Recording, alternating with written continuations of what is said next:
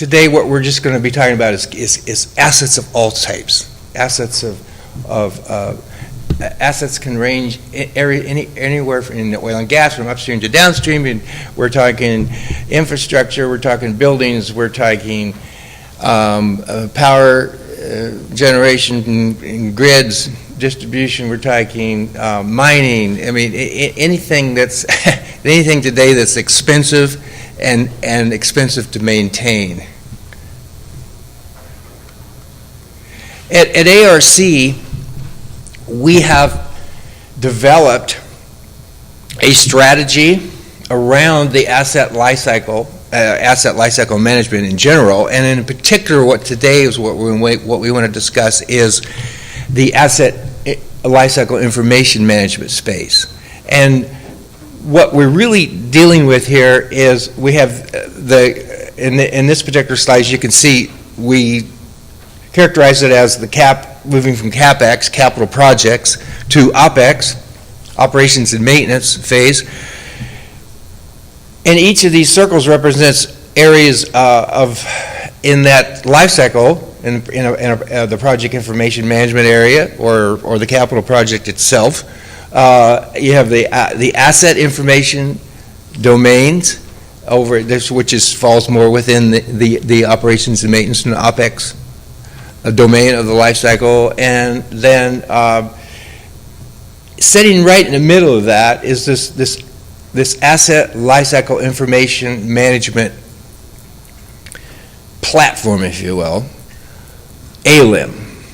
Now, platform might be a loose way of describing it, because it can be so many different things to so many different companies, and how it's evolved and so forth. And that's what we really want to discuss today, is what is the state of ALIM today, and really what is the state of this information management exchange across this CAPEX to OPEX lifecycle.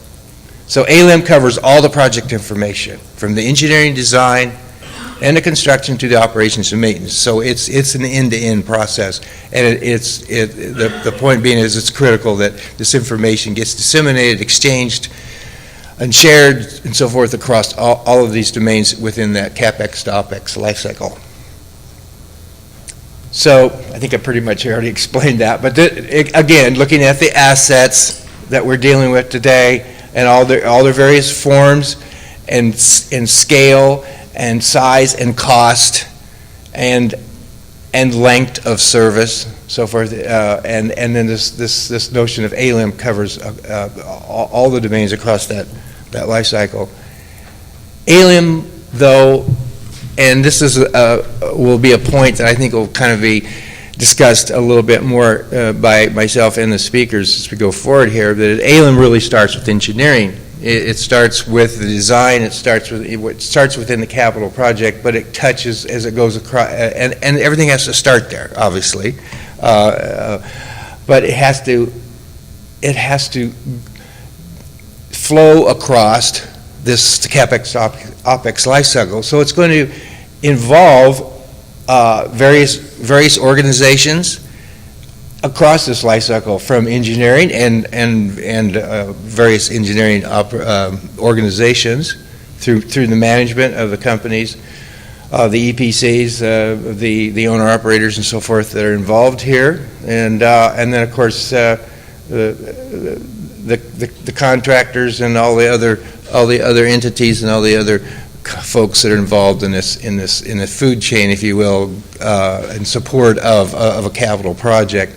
But ALIM, the notion of ALIM is it has to support all the stakeholders across this. So, as I said, assets begin with engineering. The idea is to get that information to the right people at the right place at the right time, which has always been the challenge in this industry, and that's one of the things we kind of want to talk about.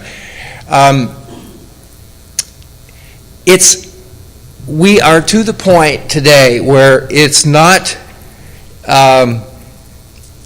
sufficient that the handover is a singular event.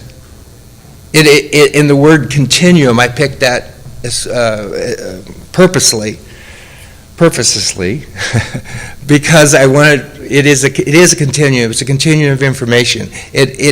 It cannot be, it is not anymore, and will not be anymore, a single handover event. We can't run the CAPEX and OPEX life cycle based on that single event premise, and albeit that situation still exists quite a bit today. So it is about this flow from of CAPEX and information to OPEX. So here it's just looking at the kind of the life cycle, starting off in planning, design, procure, and so forth, the typical life cycle as you go over it. And then you have that event, as I was just describing here, as the handover, which we want to characterize as a continuum now. And there is, of course, collaboration across that. And then as we create this asset performance management organization that surrounds this life cycle, we want to create physical assets that are ready to operate.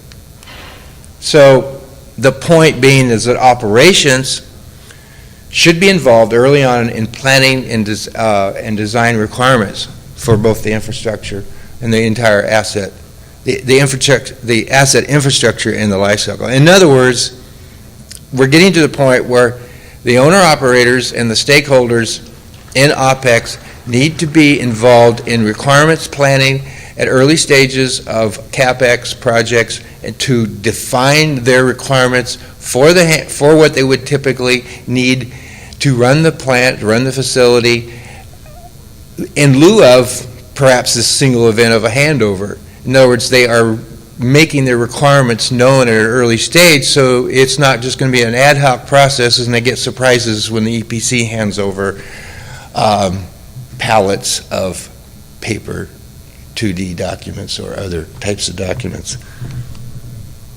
Okay, so I think, is this thing working?